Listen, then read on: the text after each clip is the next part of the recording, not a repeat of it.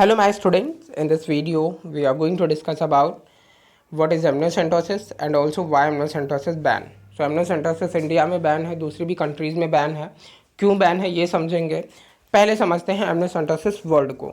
So amniocentesis word to word से form है. First word is amnio and other word is centesis. Amnio word का meaning क्या होता है? एमनियो वर्ड कहाँ से इनटेक किया गया?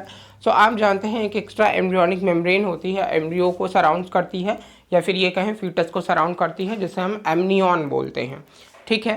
एमनियन में एक जो केविटी का फॉर्मेशन हो रहा है उसमें प्रेजेंट होता है फ्लूइड सब्सटेंस जिसे हम एमनियोटिक फ्लूइड बोलते हैं. क्लियर. सो ये तो हो गया एमनियन वर्ड का मतलब. सेंटेसिस वर्ड का मतलब होता है पेनिट्रेशन या puncture of a particular part and where we intake some amount of a fluid. Clear. So यहाँ पर हम क्या करते हैं कि एमनियोसेंटोसिस की प्रोसेस में एमनियन जो हमारा फ्लूइड है, एमनियोटिक फ्लूइड, उसे इंजेक्शंस के थ्रू इनटेक करते हैं और डायग्नोस करते हैं. सो इस प्रोसेस को हम बोलते हैं एमनियोसेंटोसिस. सो अभी हमने ये अंडरस्टैंड किया वर्ड का मतलब. अब समझते हैं एमनियोसेंटोसिस की प्रोसेस होती क्या है. What is amniocentesis?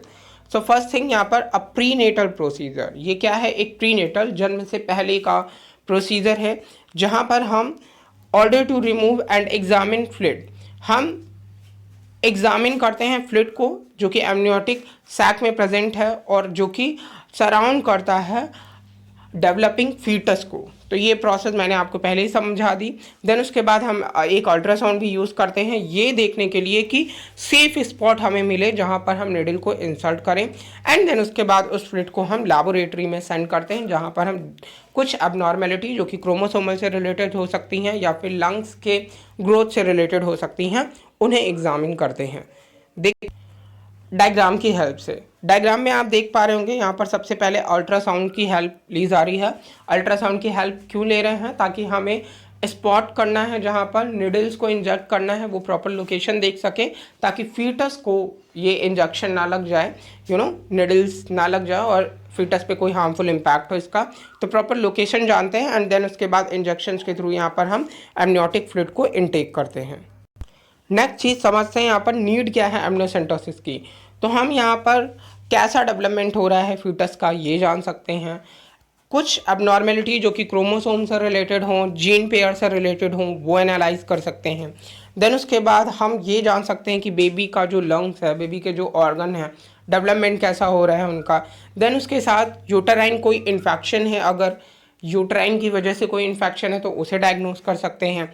देन उसके बाद हम ये चेक कर सकते हैं कि जो डेवलपिंग फीटस है उसका ब्लड का क्या रेशियो है, ब्लड में कौन सा antigen, even RH antigen check कर सकते हैं. देन उसके बाद mixing of parent and foetus blood, अगर ऐसी कोई प्रॉब्लम है तो वो भी हम यहाँ पर डायग्नोस कर सकते हैं.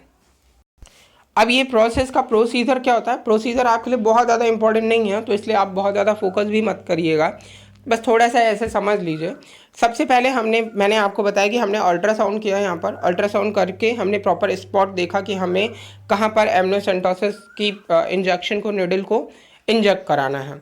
हमने इंजेक्शन को इंजेक्ट कराया और फिर कुछ अमाउंट में एमनियोटिक फ्लूइड ले लिया. एमनियोटिक फ्लूइड लेने के बाद हमने इसे सेंट्रीफ्यूगेशन की प्रोसेस की. सेंट्रीफ्यूगेशन की प्रोसेस आप जानते हैं सेपरेशन मैथड है. यहाँ पर हमने सेपरेट किया एमनियोटिक फ्लूइड को और जो फीटल सेल हैं, क्योंकि एमनियोटिक फ्लूइड में कुछ फीटल सेल्स होंगी, स्किन के कुछ पार्ट्स प्रेजेंट हो सकते हैं, तो हमने इन दोनों चीज़ों को सेपरेट किया. सेपरेट करने के बाद जो फीटल सेल्स थी उन फीटल सेल्स को हमने कल्चर मीडिया में ग्रो कराया, उनके नंबर इंक्रीज कराए एंड देन उसके बाद उन सेल से DNA को लिया या क्रोमोसोम को लिया और फिर उन्हें एनालाइज कराया, एनालिसिस किया कि क्या कोई प्रॉब्लम है, क्या है, वो डायग्नोस करते हैं. देन उसके बाद जो एमनियोटिक फ्लूइड है उसकी हम बायोकेमिकल एनालिसिस कर सकते हैं. हम कोई अगर केमिकली एनाबॉलिक कैटाबॉलिक कोई प्रॉब्लम है तो हम उस चीज़ों को भी यहाँ पर देख सकते हैं. तो ये तो प्रोसीजर होता है. नेक्स्ट वन स्टूडेंट, एमनियोसेंटोसिस के बेनिफिट्स क्या हैं उन्हें डिस्कस कर लेते हैं. तो एमनियोसेंटोसिस के कुछ बेनिफिट्स में पहला बेनिफिट जो है यहाँ पर वो ये कि हम ये इन्फॉर्मेशन हमें मिल सकती है parents of the possible chromosomal abnormalities with in 15 to 25 weeks of pregnancy. अगर कोई भी प्रॉब्लम है, कोई क्रोमोसोमल प्रॉब्लम है, तो इस एबनॉर्मेलिटी को हम 15 to 25 वीक्स ऑफ प्रेगनेंसी में ही जान सकते हैं. देखिए यहाँ पे ये रीज़न है कि आप 15 to 25 वीक्स में ही डायग्नोज करेंगे, है ना, और उसके पहले नहीं आप डायग्नोसिस की प्रोसेस हो पाएगी कि 1 महीने की ही प्रेगनेंसी है, और आप तब नहीं चेक कर सकते हो क्योंकि उस टाइम पर एमनियोटिक फ्लूइड जो एमनियन है उतना डेवलपमेंट ही नहीं होता है, तो तब नहीं चेक कर सकते हम। देन उसके बाद और क्या हमारे बेनिफिट्स हैं यहाँ पर, detect the following gene abnormalities. कुछ जीन एबनॉर्मेलिटी जैसे कि कोई ब्रेन वाइज कोई प्रॉब्लम है, रिटार्डेशन जैसी कुछ प्रॉब्लम है, डाउन सिंड्रोम की कुछ प्रॉब्लम है, टर्नर सिंड्रोम की प्रॉब्लम है। देन उसके बाद दूसरी कुछ प्रॉब्लम जैसे क्लेनेफिल्टर्स की प्रॉब्लम है, जिसे हम क्रोमोसोमल एबनॉर्मेलिटी एक तरीके से बोलते हैं, या फिर सिस्टिक फाइब्रोसिस की प्रॉब्लम है, लंग्स से रिलेटेड कोई क्रॉनिक प्रॉब्लम है, सिकल सेल एनीमिया है, हीमोग्लोबिन से रिलेटेड कुछ प्रॉब्लम है, या क्लेफ्ट पैलेट जैसी कुछ प्रॉब्लम्स हैं। तो ये कुछ प्रॉब्लम्स हैं और इन प्रॉब्लम्स को हम चेक कर सकते हैं एमनियोसेंटोसिस की हेल्प से।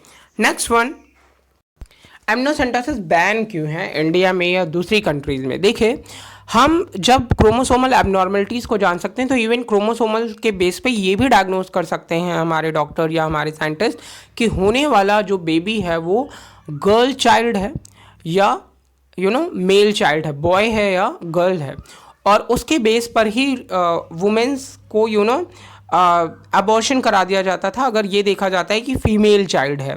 तो इस वजह से इस टेक्निक को टोटली बैन किया गया है कि जो भ्रूण हत्या कॉमन आप लोग सुनते हो कि भ्रूण हत्या कर दी गई है, फीमेल फिटिसाइड जिसे हम बोलते हैं, तो उस प्रोसेस को रोकने के लिए इसे बैन किया गया है। क्योंकि क्रोमोसोमल एबनॉर्मलिटी तो जानते ही थे, बाकी लोगों ने क्या जानना शुरू कर दिया, सेक्स ऑफ द चाइल्ड, जो कि एक बहुत ही खराब बात है, और इसी वजह से इस टेक्निक को बैन किया गया है। So hopefully students you understand about the amniocentesis. Thank you.